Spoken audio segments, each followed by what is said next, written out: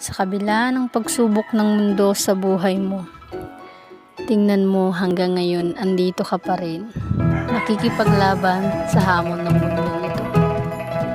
Para saan ka nga ba nabubuhay? Para sa sarili? Para sa pangarap? O para sa pamilya? Lahat ng yan pwedeng maging rason, pero alam mo ba ang pinakarason ng buhay mo?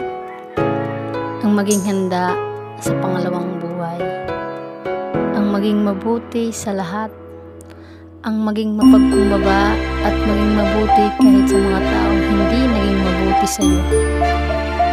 Piliin nating mamuhay ng kasama ang Diyos at balang araw, lahat ng hirap, pagtitiis, pagdadalamhati, paghikbi at paghihirap ay mapapalitan yan ng walang hanggang kasiyahan. Dahil naging kasama mo ang Diyos sa araw na ikaw ay nalungkot, nagtiis, nagpakumbaba, nagtitiis kang iwasan ang mga bagay na ayaw niya.